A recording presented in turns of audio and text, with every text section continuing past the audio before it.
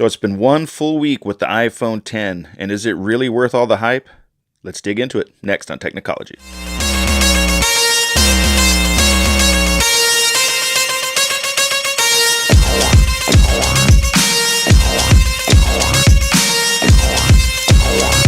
What's up, everybody? It's Nick with Technology, and it's been one full week since the iPhone 10 has released, and this video I'm going to give you my 1 week in impressions review, tell you the things that I love, the things that I hate.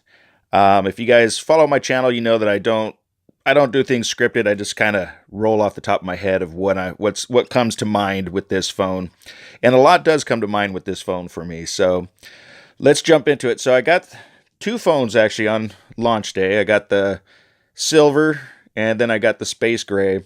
I decided for my own personal unit just to test out the silver. I usually always do black for all my phones, but I'm like, we'll give it a try and test this one out. If you have watched some of my videos, you'll know that I really have like a love-hate relationship with Apple. There's definitely things that I love about Apple, and I always end up pretty much throughout the year, I'll go when they release a new iPhone, I get that, I test it out for a few months, and I always end up going back to whatever new Android phone comes out and just kind of switch back and forth throughout the year. The things that make Apple good is the software, to me, is the strongest. That's its strongest point. Obviously, it has in the App Store, it has a much stronger ecosystem. The way that it actually interacts with your MacBook, your iPad, that is one of the things that I just love. It is very seamless. Like, especially if you're shooting video and you shoot a lot of videos like I do, just using the AirDrop to transfer from your iPhone device over to your iPad and you want to do some editing, or to your MacBook, that's crazy nice. It's just really simple, really smooth, and it just works great. Hardware-wise and constriction-wise, that's where I have had issues with Apple. The constrictions, as far as like, it does seem kind of crazy to me, love it or hate it, but that we still have this static icon screens. I would think it's like, yeah, they threw in these little widgets to the side, but I would think at this point in time now they'd have a little bit more customization for your iPhone. And I understand that they want to keep it more basic and simple, but basic and simple kind of got thrown out the window when they changed to the iPhone 10. So to me, they should have actually just added a little bit more. Being the anniversary phone, let's throw all in. You're changing the whole look, you're changing the design, you're changing the gestures. It would have been nice just to see a little bit more customization instead of just the static icons. And I'm going to kind of just go through like a little round robin way of doing this, my love and hate with this phone. Now, love. I absolutely love the camera. The camera on this phone actually is really great. As far as like image stabilization, zoom, and then having the 4K at 60 frames per second, and then also having the slow-mo at the 1080p at 240 frames per second. That is very good. And I will not say that it's the best on the market. The Pixel 2 is great as far as camera quality. I thought the Note 8 was great. I still have my Note 8. That's what I'm filming with right now. And to me, the quality on this phone is great. That is one of the best things that I will say about the iPhone 10, though, is the camera. Now, build quality. I've heard some reviewers out there saying how this is the best built phone on the market, that it's a gem, that it feels like a piece of jewelry. And I'll tell you this, in my opinion, this is a very good looking phone. For an iPhone, it's probably one of the best looking iPhones that they've made, as far as the glass, the aluminum. It actually has more weight to it, and I do like that. As far as saying that the build quality to give this a plus, or put it in the love column, I just can't do that, because I honestly feel like Apple just straight out lied to us. They're saying on their keynote how this is the strongest glass ever put into an iPhone. We're so excited because this glass is the most durable ever in a smartphone. Which, honestly, that's just crap. I have seen so many of these already breaking. At my store, I've seen people coming by that have had it for like a day and cracked it. When I open this up, I normally go, first thing I always do is I go in and I put the clear coat on my phones, always. And the day that I got mine, I was actually sick, so I didn't get a chance to go in to my store that day. And I'm not kidding you, by the end of the day, I already had some little micro scratches on the screen, which for a $1,150 phone plus tax, because this is the 256 gigabyte version, that honestly to me is just unacceptable. The quality should be much stronger, because looks are one thing, but durability is another. And if you're going to be dropping that much cabbage on a phone, it should be able to withstand a hell of a lot more damage than that. I'm sure you've seen like the jerry rig video where he's on the 8 Plus. When he's standing up, I mean, it literally cracked just from standing up off of his leg. And to me, that's just crazy. Like, I've had the Note 8, I've dropped it, I have had it in the clear coat, I've yet to crack it. And it's a glass back. I'm sure if it hit just right, it will break. But so that's kind of my rant as far as the build quality. It looks nice, but if you're paying, I mean, there's just no question you got to throw a case on this. And for me, I just throw my clear coats on and I like to use it like this. This is probably one of the first phones where I felt a little bit nervous just because it costs so much money, and then seeing just firsthand how many people have actually broken theirs already, that's probably the biggest negative to me about this phone. Okay, so moving on I do love the speed. The A11 Bionic chip on this is a beast. It blows through everything with no problem. I can't really say that I notice a major difference compared to like using the Note 8, just because of the type of apps that I use. I'm not real heavy on gaming on it, but I mean, it's very fast. It's yet to have any problems as far as throwing anything at it, but I never had any problems with my Galaxy Note 8 either. So, and I didn't have any problems with the iPhone 7 Plus. So it's hard to say. I mean, if you're using really intensive type apps, then yeah, that might, justify the need for such a beast of a chip. But for most things, it's not really something that's going to be needed. Face ID.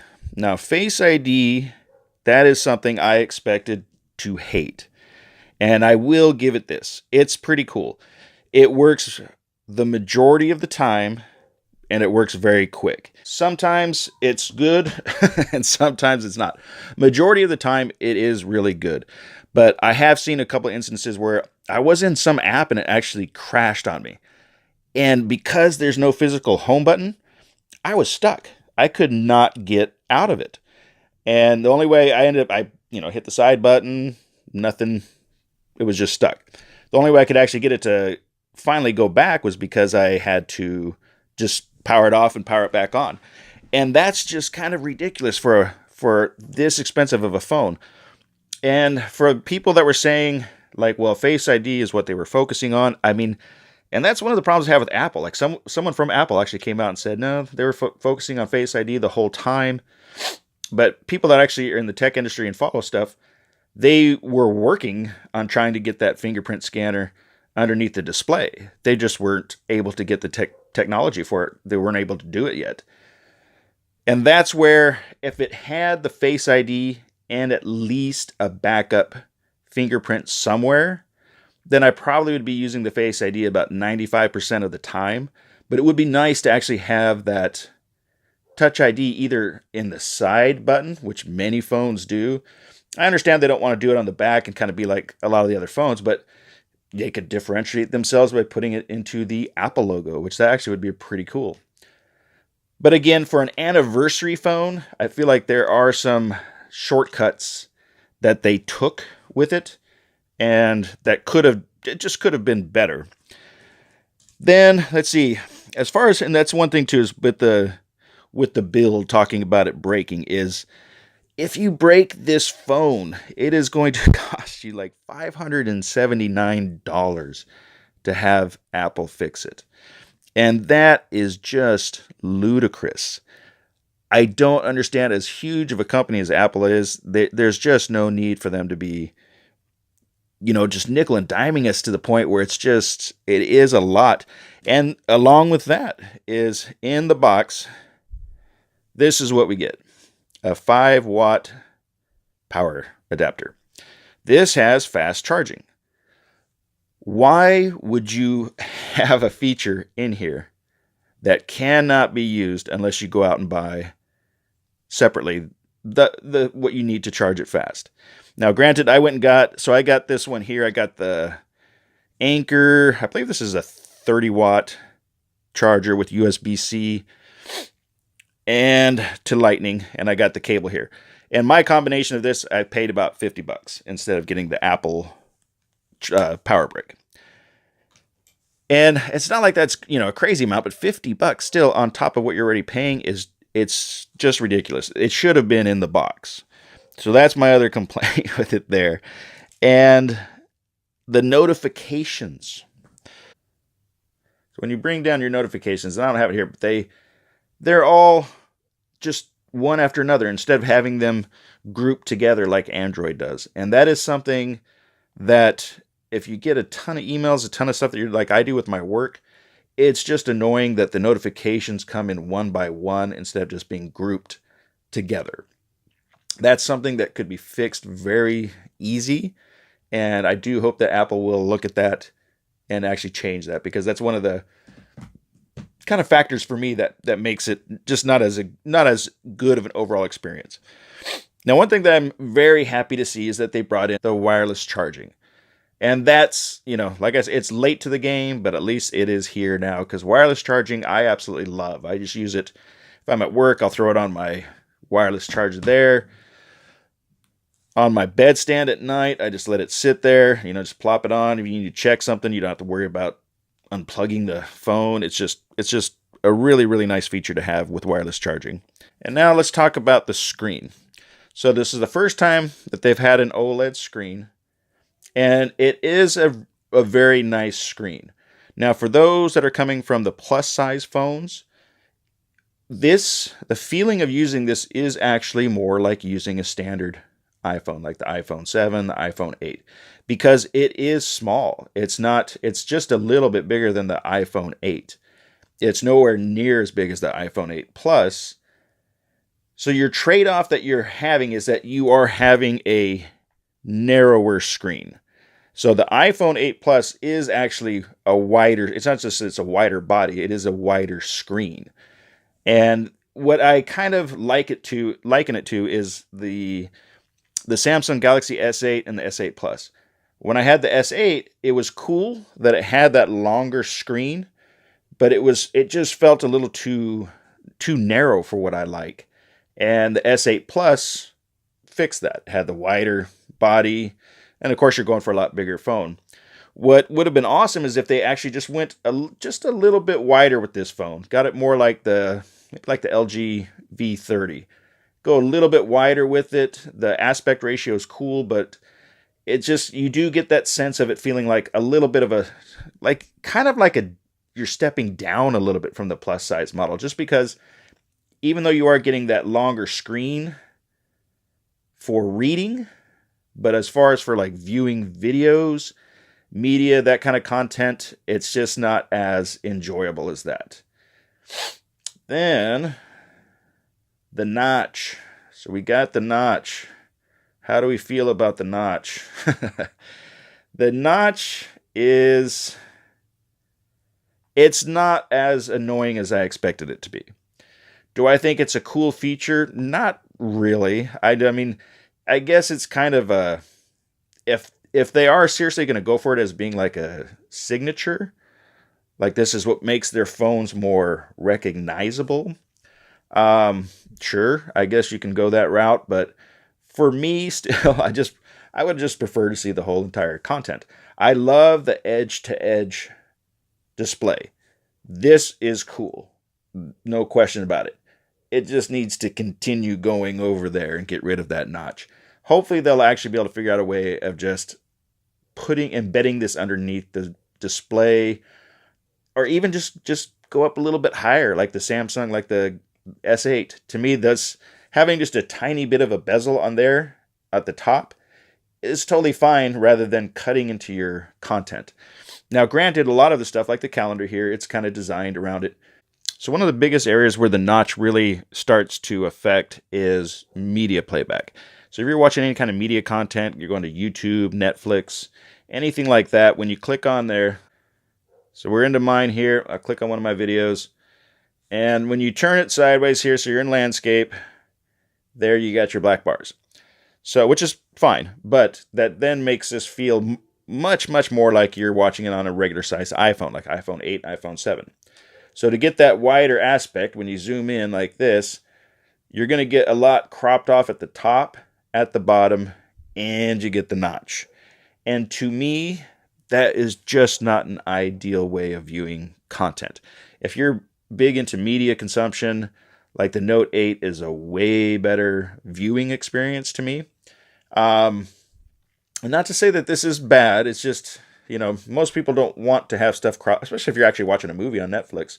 YouTube, I can kind of get away with it some, and then you just don't necessarily want the black bars if you're looking for a bigger phone. Now, if you're fine with the size of the iPhone 8s and the smaller phones, and then this is perfect. It's no problem. Just watch them like that. But for those of us that tend to use the plus size phones more, that does kind of make a difference with it. So, fingerprint scanner. So obviously one of the huge things missing this year too is the lack of a home button. How do I feel about that? It's not too bad. You get pretty used to how you come in between. This part right here is when you're getting to your recents. It's not bad. I go to that. I feel like I want to just flick it, but you have to remember to bring it over, hold it, and then you can get rid of them that way or just swipe them up from there. But it's just one of those things where it's just not it's not bad. It just doesn't feel totally intuitive. It feels like you're just doing some more steps. In other situations, not having the home button for the most part has been fine. I'm pretty used to it by now. But like I said, there are just situations where you kind of need it, where it would be just having it there. Like when that app crashed on me like that and I couldn't get out of the screen, it just would have been nice for them to have it as another feature. And I know that is what they were trying to do with trying to do it underneath the display. They were unable to do it. And I think they threw all the chips in saying that, nope, Face ID is what we're focusing on the whole time. But I just don't feel like that was really the case here. But for the most part, not having the home button, it's fine. It's not a really big deal. You will get used to it. And situations like I ran into, worst case scenario, you have to power off the phone and power it back up. So not too bad of a deal. The front camera for doing your self-portrait and your selfies, it's cool for people that take selfies. I really don't take selfies. I'm not big on taking a lot of pictures of myself, really. So the front camera's great. I mean, if you love selfies, you're going to like that. The Animojis, it's cool and it's a gimmick. You'll enjoy doing it like a few times and stuff. It's not that it's too bad or anything like that, but let's just get into something here. So here I got the little poop emoji, and let's see if it can see me behind the camera. It kind of can, but this is just one of those things. Yeah, it's kind of funny. I sent a couple to my daughter. She's like, they're creeping me out. Stop sending them.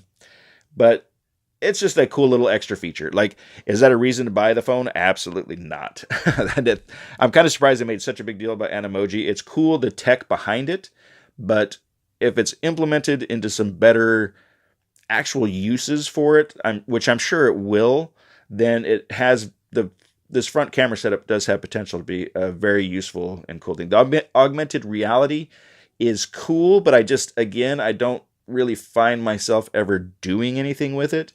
I'm sure if I need to redecorate my house or my store sometime, I might want to check it out with the IKEA app. But for most normal day, I don't see the whole use for augmented reality yet. The battery. So this will be kind of my last area of going over here is the battery. The battery, it's right about in between the iPhone 8 Plus and the iPhone 8. It's it'll get you through the day. When I was using my iPhone 8 Plus, it I would make it through the day without even thinking about it. I'd usually be anywhere between 20 to 40% by the end of the night, which was fantastic on the 8 Plus. This one, I'm usually able to make it till about, if I really push it, I can make it to about 10 o'clock, and that's getting up at about 8 and without having to plug in. But usually, if I just do it without plugging it in, then I know about 10 o'clock it's gonna be dead. So, but throughout the day, with having the wireless charging, you can just throw it on a wireless charging pad throughout the day while you're doing other things, and then battery really doesn't become a problem. But if you're traveling or something like that where you're not having as much access to get it charged, it just doesn't have the best battery life. It's passable and it's not bad, but it's not the best battery life. So overall, and I know I've actually said probably more negative than positive on this review, which I don't necessarily, it's one of those things. There's things that I love about it and things that I hate about it. But is this worth $1,150? Hell no, absolutely not. Will I probably keep it? I probably will for a while just to kind of test out the new tech. And I do like shooting with the iOS as far as making my videos and transferring it to my iPad. Those are the features that I like about it. I honestly, after using this for a little while, I may even just switch back to the 8 Plus because I do kind of miss that wider aspect ratio. But for those of you that are just really wanted a new experience with an iPhone, because as far as looks wise, obviously they have rehashed the same look for the past, 4 years now. So it's nice to have something that's just different. And different on this is good. It's got a lot of cool stuff with it. But I do feel, being their anniversary phone and as hyped as this was, I think they could have done a better overall job with it. It should have been a little bit wider. They should have included, since they didn't get the fingerprint sensor here, they should have just put it on the side or on the Apple button, because that is something, it would have been cool to have both. Face ID works really, really well, better than I expected it to. It works better than the facial recognition on the Samsung Galaxy phones, but it does have some issues where it would be nice just to have that Touch ID as a backup. iOS 11 on here has been so-so. The newest update seems to be running a little bit better, but there has been some issues with it. But overall, it's just kind of an odd bag of things, because in a lot of ways, I do feel like they stood up on stage and just kind of lied to us. They telling us that this is the best OLED screen that was good enough to ever be put on an Apple device. And I look at this compared to the Samsung OLED screens, and I'm like, well, it looks good. I still almost prefer the Samsung screens. And this is a Samsung screen that they tuned. And I understand that it's gotten the highest marks and the highest ratings, but for just average consumers, it's a good-looking screen. The Samsung S8's a good-looking screen. So I'm not going to take anything away from it, but it's not the best that's ever been out there. As far as being the strongest glass ever put on a phone, I think that remark is the one that bothers me the most, because when you are paying this much money and you see how delicate it is, and you truly have, this is a phone you need to put into a case, unless you're going to be wanting to walk around with a cracked back and a cracked, because this phone will break. There's just no question about it. And that's one of the things that rubs me the wrong way with how they presented that. The stainless steel bands are nice, but they scratch. And that's the other thing. I put the clear coat on the sides of it and the back and the front, once I could, because like I said, the first day I wasn't able to put my clear coat on it, and I was already starting to get scratches on it. And that's just the kind of thing I'm looking at, is if you're going to, I understand the companies are wanting to charge these really high premiums for their top of the line devices. But if they're going to do that, they really do need to deliver a device that just doesn't have as much issues with it, or not even just issues, but like, just if I was like filling out a column, I was doing a love and hate of what I did with the phone, and the majority of everything landed right in the middle. Face ID, it's right in the middle. It's good, but I'd prefer to have that and a fingerprint sensor. Build quality, it looks beautiful, but it's delicate as hell. Gestures, they work good, they work fine, but they're just definitely things that you would almost prefer to do, like the double tap with the home button to get to your recents. That's an easier method. Battery, it's good, but it's not great. I've had phones that have had much better battery life that are about half the price of this. And camera. Camera is the one area where I say, yes, this is actually a great camera, but then again, you do have this big old protrusion here. So that kind of quality of the images, love. Implementation of the hump, don't love. So there's a lot that kind of goes back and forth with that. The biggest marks I can give this phone is its chip. The A11 Bionic chip is fantastic, but in what use case scenarios you necessarily always need that much power on a phone? Well, that's to each his own. Some people really might need that kind of power in their phone. But anyways, I hope you enjoyed this kind of a rant video, just going over the things. This is my first week with it and my impressions of it. So I hope those of you that have bought it, I hope there's a lot of you out there that just truly love it, love it, love it. I expected to, honestly, I didn't think I was going to like this phone at all. And it did surprise me in a lot of ways that I actually do like it. But for them to be, at some point, as consumers, we're going to have to be like, we're just not going to pay that premium for something that has too many flaws with it. So anyways, let me know what you guys think down in the comments. I'm very curious to see other people's reaction of how they feel about this phone. I know for the most part across YouTube with reviewers, it's been very, very positive. And mine is, like I said, just kind of a mixed bag with it. It's hard for me to recommend this phone at that price point. I would almost say just go with the iPhone 8 Plus. But if you're looking for something different, something new, that you don't want the same kind of tired feeling of the iPhones, then this device might be for you. But throw a clear coat on it, throw a screen protector, throw a case on it, because you want to be able to protect your value on this. So anyway, guys, thank you so much for checking out this video and for always supporting my channel. I appreciate it. Till next time.